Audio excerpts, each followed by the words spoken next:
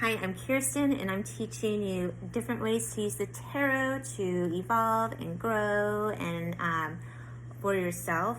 And these are unusual remedies and not the typical stuff you're going to hear, but today's going to be fun. This is a good one.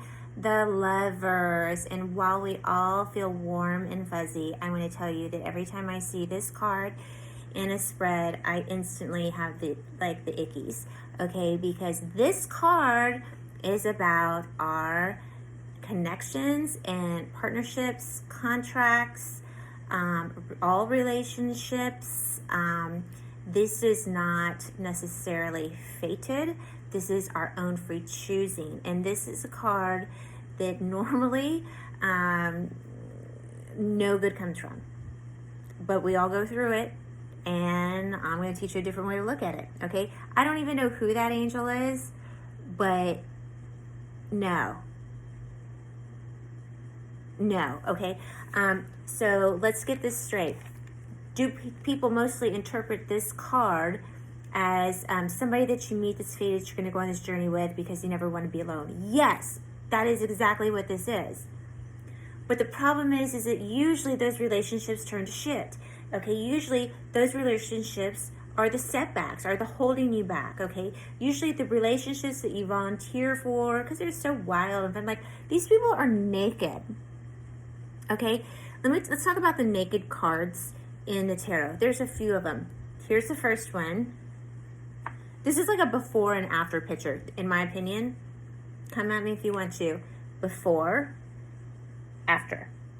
Before, after. Before, after. You see what I'm saying? Okay, now let's look at a card that I believe represents true love, okay? The Two of Cups. Look at them with the Kundalini, living being their highest self, and they wind up like this. The Ten of Cups, where they have family and land and beautifulness. And you know what? These people are making good decisions because they have clothes on. These people are acting impulsively. This is a primal type of energy. This is, I want what I want. I want it now. This is, I'm going to jump your bones. This is, I'm going to dive into that contract. This is, I'm going to marry you after knowing you for 6 weeks. This is the impulsive energy towards things or people, okay? And so what I want to talk about is how to use this energy and identify things that you become entrapped to. This is really is connected to the Death card, but this is like meditate on this card when it comes to making big decisions about pairing up with other people. This is truly like, okay, we're going to hold hands the rest of our life. In some capacity. It's like making a contract, making a commitment. This could be a lover. This could be a job. This could be deciding to have children. This could be deciding to adopt a child. This could be deciding to get a pet. It's like you can use the Lover's energy to really think about those things, you know? When most of the times this is like an upside down energy, but this is just the way that it comes out in tarot spreads. And like I said, I always cringe when I see it because I'm like, nobody makes good decisions naked. Ever. Never. Okay? They never do. But we do. You know, it's like we're vulnerable. We're wanting to be accepted. We want to be seen and understood and all this kind of stuff. And it's like, look, and there's like an angel, and I'm sure that we would never be misled because I believe in you and you believe in me. And we don't even know like what kind of clothes you wear, you know, or anything. So it's like, be careful with this energy. Be careful with this impulsiveness in life. Like really, really think about the connections and the contracts and the bonding with others, okay? It's like if you've ever heard of having to cut cords, cutting cords is the result to a lover's card gone bad. Cutting cords is a magical ritual that either you do or you have somebody do for you that takes two people who are bound together somehow, whether it be sexually, whether it be bad business partners. It's like there's an energy exchange, and it's very destructive.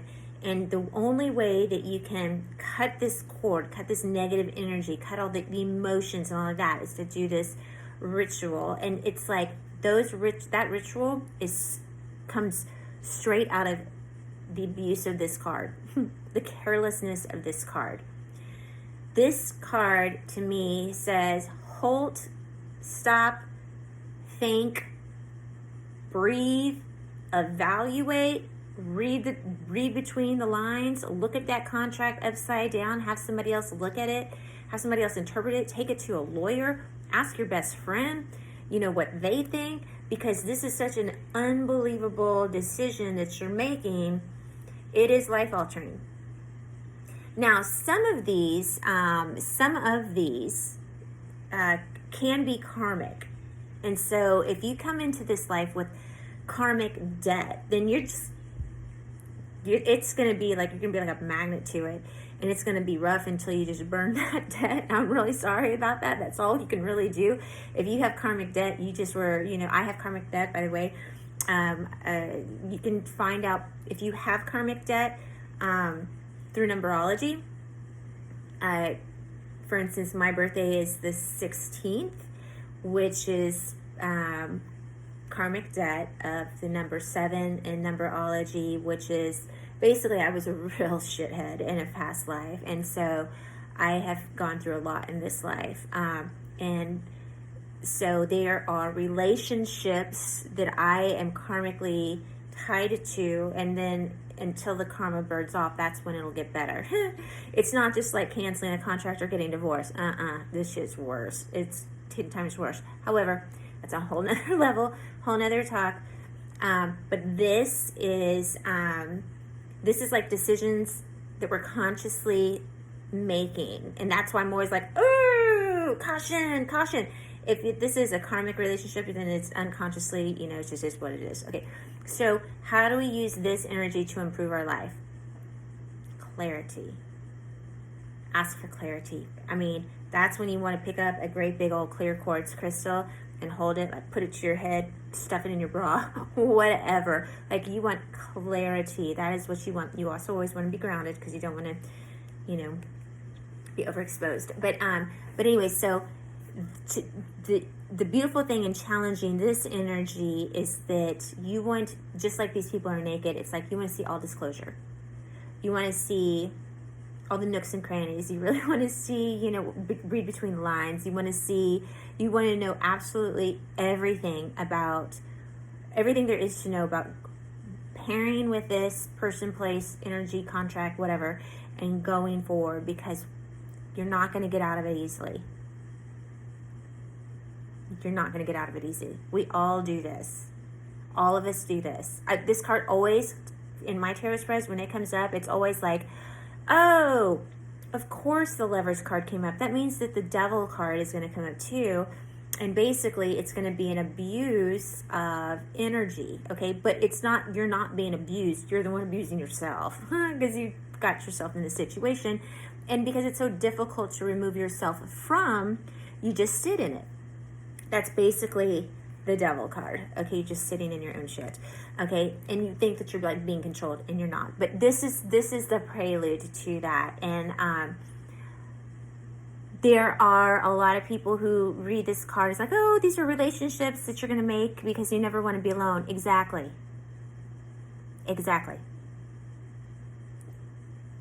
Making relationships because you don't want to be alone, that's not why you make a relationship. The reason you go into a relationship is because you're like, I don't want to be alone. Therefore, I have to choose somebody to love the rest of my life to the best of my ability and within their love language. And that's how you are going to create a good partnership. You're just not picking somebody and being like, love me, or whatever. Like the Lovers card is like, it's like, I use the term all the time. Hey, what's going on, lover? But it's like, love is something that you do. It's not something that you necessarily have. Love is an action word. It's a doing word, okay? And so what all these people can think about is doing each other because they're completely naked, you know? And they're like, oh, but if we go get married, then we'll be blessed, you know, or what, I don't know, whatever. This card drives me absolutely crazy. Be oh so cautious about the things that you marry yourself to. And because getting out of those situations, divorce, having to go to court, having to terminate contracts, especially with people that you were vulnerable to, that you exposed yourself to. I mean, oh, it's so much pain that comes with it. It's like, when you see this card, I say, caution, caution, caution. When you are in love or you're thinking about doing something, meditate with this card for clarity, you know, for exposure, for like, wanting to really know one's motives, okay? Because even in this card, look, like she's like, oh, this is heavenly divine, and he's like looking at like her boobs or something, I don't know, but it's like nobody's actually, like, they're not even paying attention to each other. They're like, oh, all of our hopes and dreams, you know, are going to be filled. And look, wow, the sun, this must be a promise of something great. No, the sun is trying to say, look around, fool. You know, there's a little clouds kind of hiding it. And see, that's why I'm like, I'm not so crazy about this angel here, because she's between the clouds. I don't know if she's riding a cloud or what. And the sun, so it's like this, there's an obstruction in the, you know, for the sun to come down and really reveal what's going on. This is caution, caution, caution, caution, caution. I know there's a lot of people that aren't going to agree with me. I don't care. And I am a total diehard romantic person. But this card, man, this card ruins people. These situations ruin people's lives. I know somebody right now who's going to a divorce, hasn't even gotten in front, hasn't even made it to court one day, and has already spent $37,000. That's on his side. This is a contract that is made. If you play with tarot and this comes up in your spread, or you get this in the spread, you need to caution, caution, caution, caution. Like, caution. And I swear, I am not against love, okay? Not at all. Not at all. Okay, so the next tarot card, this is 6, yeah. The next tarot card that's coming up is where life is going to get really interesting, and it's the Chariot. And I have done a lot of research and education on tarot, and I have heard so many different explanations of this card, and I got one that I never hear anybody talking about. And so there's your preview. What are we going to do if we see the Lovers card? We're going to stop and check ourselves. The Lovers is like people who, it's impulsive. It's in my card spreads. If I always think of it as like really impulsive. It's like people that say, oh, I love, there's no such thing as bad pizza or bad sex. And I'm like this, yeah, there is. Yeah, there is actually. So you can get bad pizza, you can have bad sex. That's what the Lovers card to me is. It's like, just because somebody's showing up, like, know your contracts, know your partnership, know the liability that comes with it. I cannot stress that enough.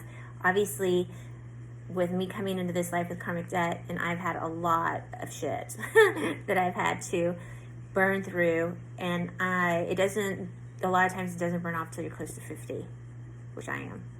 Okay, so anyways, caution, caution, caution. Let's talk about the Chariot next.